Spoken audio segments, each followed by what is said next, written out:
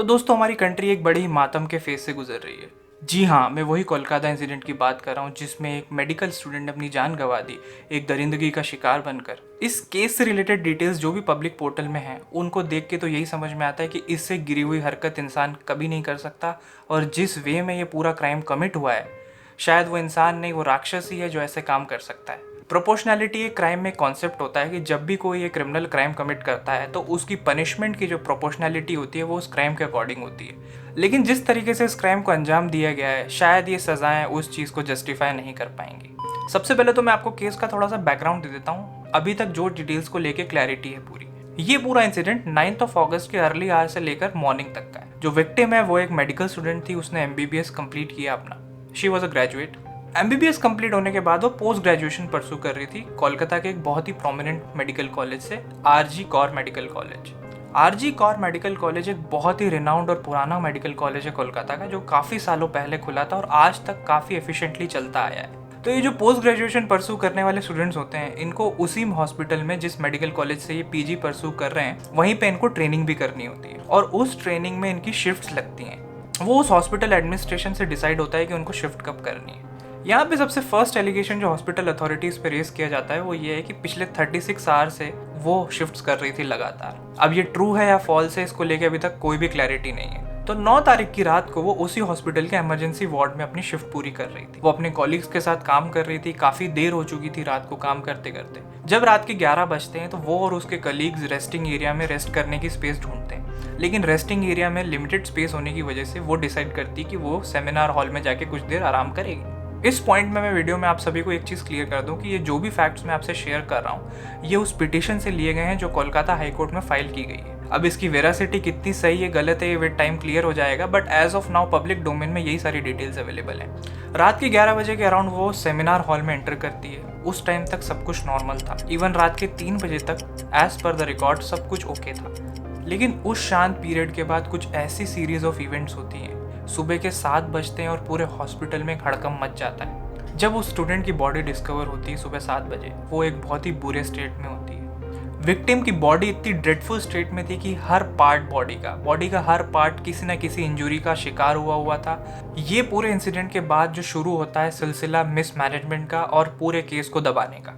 सबसे पहली गलती इस सिचुएशन में हुई वो हॉस्पिटल मैनेजमेंट से हुई, जिसने इस सिचुएशन की पुलिस को कंप्लेंट ही नहीं करी।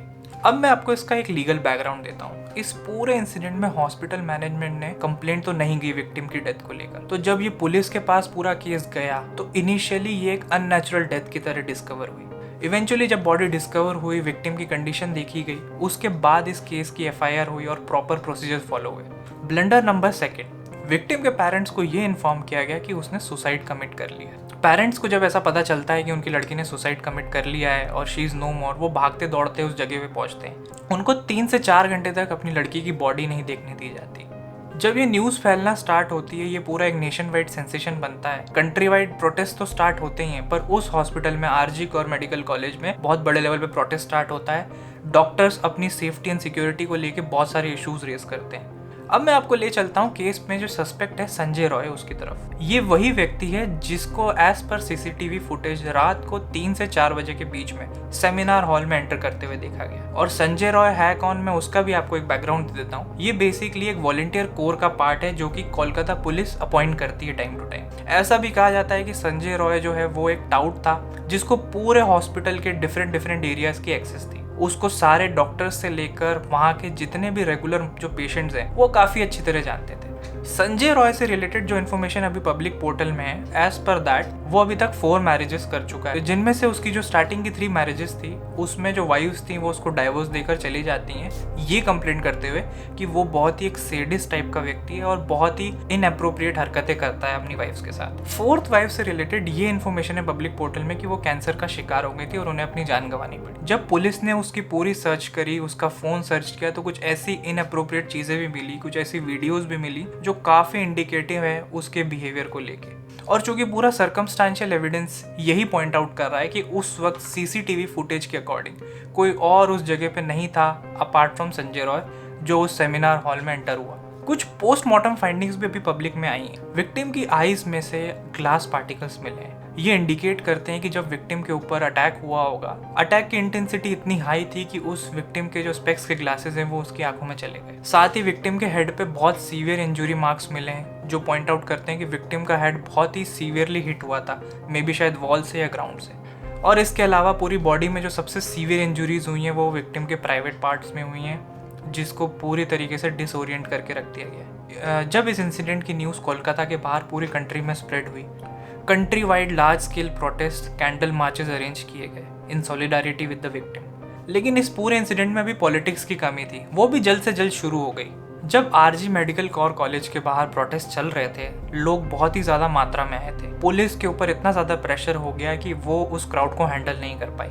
और क्राउड जब उस हॉस्पिटल के अंदर एंटर हुआ, उनमें से कुछ लोगों ने उस हॉस्पिटल को इतनी बुरी तरह से वैंडलाइज किया। वहाँ पर जो भी मेडिकल इक्विपमेंट्स हैं, मशीनरी है, हॉस्पिटल का इंफ्रास्ट्रक्चर है, उसको बहुत सीवियर नुकसान पहुँचाया। और यहीं से एक एलिगेशन अराइज होता है कि उसमें कुछ इन्वॉल्वमेंट पॉलिटिकल पार्टीज़ का भी कहा गया। ऑल्दो इस चीज़ को लेकर क्लैरिटी नहीं है। बहुत ज़्यादा बैकलैश के बाद जो चीफ मिनिस्टर है वेस्ट बंगाल की, उन्होंने ये मैटर अभी सीबीआई को सौंप दिया है फॉर इन्वेस्टिगेशन।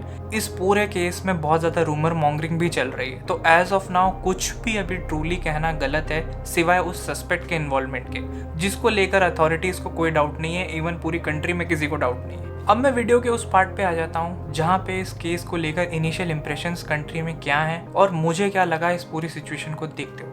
सबसे पहला पॉइंट तो ये कि हमारी कंट्री को हो क्या गया है, इस पूरी कंट्री की लॉ एंड ऑर्डर सिचुएशन का मजाक बना के रख दिया गया है। कोई भी ऐसा इंसिडेंट होता है तो परपेट्रेटर को ये पता है उसके माइंड में कि समहाउ मैं इस चीज़ से एस्केप हो जाऊंगा, मुझे बेल तो समहाउ मिल ही जाएगी। क्या इतना वीक हो गया हमारी कंट्री का लॉ एंड ऑर्डर? सेकेंडली, जो नए क्रिमिनल लॉज अभी कंट्री में इंट्रोड्यूस हुए थे, उसमें ये गवर्नमेंट ने बहुत बोला कि अब कोई नहीं बच पाएगा, कोई भी दरिंदा नहीं बचेगा, कोई भी लूप होल नहीं एक्सपोज होगा। लेकिन क्या उन्होंने ये इंश्योर किया कि जो पुराने लॉज थे या नए लॉज थे, उनका आज तक इम्प्लीमेंटेशन ढंग से हो पाया हो? तीसरा, जो कि पुरानी कहानी रही है हर चीज़ में पॉलिटिकल ब्लेम गेम, एक पॉलिटिकल पार्टी दूसरी पॉलिटिकल पार्टी को ब्लेम करने लगती है। अब चूंकि यहाँ दोनों गवर्नमेंट्स अलग अलग हैं, स्टेट में डिफरेंट गवर्नमेंट है, तो इस पूरी सिचुएशन में फोकस जो है वो क्राइम एंड जस्टिस से शिफ्ट होकर पॉलिटिकल उस पर चला गया है। एंड फाइनली, पिछले कुछ टाइम में डॉक्टर कम्युनिटी पे जो वायलेंस है और वैंडलिज्म है वो बहुत ज़्यादा बढ़ चुका है। लोग ये शायद भूल जाते हैं कि यही वो डॉक्टर के सॉफ्ट हैंड्स हैं जो कि पेशेंट को डेथ से अलाइव करते हैं। एक डॉक्टर जो अपनी सारी चीज़ें छोड़कर दिन रात एक कर इस कंट्री के लोगों को सर्व करता है, उसके साथ वायलेंस देखने को मिलती है। ये चीज़ एक्सेप्टेबल नहीं है। शायद पब्लिक ये भूल जाती है कि ये वही टैक्स पेयर्स का मनी है जिससे ये सारा इक्विपमेंट और ये पूरा बिल्डिंग इंफ्रास्ट्रक्चर क्रिएट किया गया है, और उसको वैंडलाइज करके आप शायद अपना खुद का ही नुकसान कर रहे हैं। मैं उम्मीद और दुआ करता हूँ कि इस केस में जल्दी से जल्दी जो विक्टिम्स हैं उनके पेरेंट्स को, फैमिली को और सबको जस्टिस मिले, क्योंकि इस कंट्री में जस्टिस ही एक ऐसी चीज़ है जो आजकल नहीं मिल पा रही है। इसलिए तब तक के लिए गुड बाय।